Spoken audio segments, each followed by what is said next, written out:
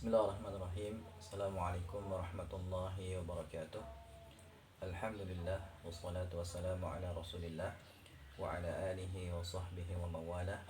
Amma ba'du, ikhwani fillah rahimani wa rahimakumullah. Insyaallah pada kesempatan kali ini kita akan lanjutkan kembali pelajaran bahasa Arab kita bersama buku Cara Cepat Memahami Bahasa Arab, dan kita sekarang akan bahas bab 10 tentang pengelompokan isim.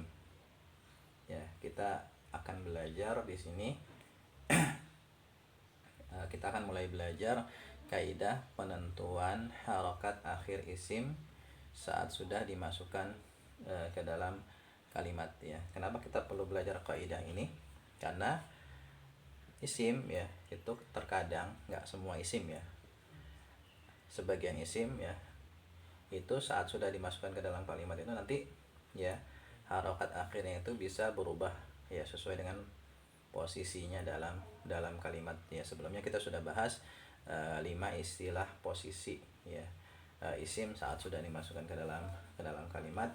Dan sekarang kita akan pelajari ya langkah-langkah untuk penentuan harokat akhir isim saat sudah dimasukkan ke dalam kalimat. Ya. Nah,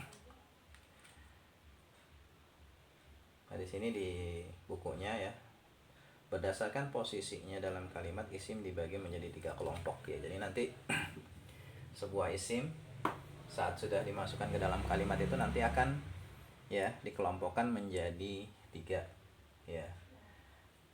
Kalau kita dalam bahasa Indonesia mungkin sering menggunakan istilah A, B, dan C ya. Kelompok A, kelompok B, kelompok C. Tapi ya dalam ilmu nahwu di sini nanti nama kelompoknya itu pertama kelompok marfu'un ya, marfu'. Yang kedua kelompok mansubun, mansub. Yang ketiga kelompok majrurun atau majrur. Kenapa dinamakan marfu', mansub, dan majrur ya? Itu pembahasannya di tingkat lanjutan ya. Bagi tingkat pemula cukup antum hafalkan aja bahwasanya isim itu saat sudah dimasukkan ke dalam kalimat itu nanti dikelompokkan menjadi 3. Yang pertama nama kelompoknya marfu', kedua mansub dan majrur. Kemudian ya, kapan sebuah isim itu bisa dimasukkan ke dalam kelompok marfu', kapan dimasukkan ke dalam kelompok mansub, ya kapan dimasukkan ke dalam kelompok majrur?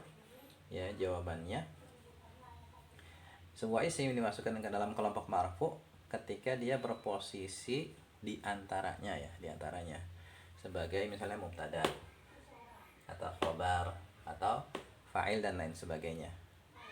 Ya, kapan dia dimasukkan ke dalam kelompok mansub? Ketika dia berposisi sebagai misalnya maf'ul bih dan lain sebagainya. Nanti di tingkat lanjutan akan dibahas lainnya. Dan kapan dimasukkan ke dalam kelompok majrur? Ya, ketika dia berposisi sebagai masbuk biharfil jar. Ya. Jadi nanti ketika isim sudah dimasukkan ke dalam kalimat seperti ini misalnya ar-rajulu salihun. Ini kan isim, ini isim ya, sudah dimasukkan ke dalam kalimat. Yaqra'u rajulu al-Qur'ana fil masjidi. Ya. Laki-laki itu saleh. Laki-laki itu sedang membaca Al-Qur'an di masjid. Ya, di sini ar-rajulu isim, Al-Qur'ana kan isim, al-masjidi ini isim. Nah, saat isim-isim ini sudah dimasukkan ke dalam kalimat ya, kita lihat dia masuk ke dalam kelompok mana ya untuk proses penentuan harokat akhirnya. Langkah pertama itu kita lihat dia masuk kelompok mana dia ya, dan untuk menentukan kelompok kita harus ya tentukan kedudukannya sebagai apa. Misalnya ar-rajulu ini kita sudah bahas, dia mubtada ya kan, isim ma'rifat berharokat akhir dhamma di awal kalimat, ini mubtada kan, berarti masuknya marfu'. Kemudian sholihun khobarnya masih masuk marfu'. Kemudian ar-rajulu kan fa'il, masuknya marfu'. Ya, ini. Kemudian al-Qur'ana ya, maf'ul bi masuknya mansub. Al-masjidi masuk biharfil jar, masuknya majrur. Nah, seperti itu. Jadi langkah pertama kita kelompokkan dulu. Ya, jadi tugas antum sekarang ya belajar mengelompokkan isim saat sudah dimasukkan ke dalam kalimat. Ya, antum kerjakan latihannya.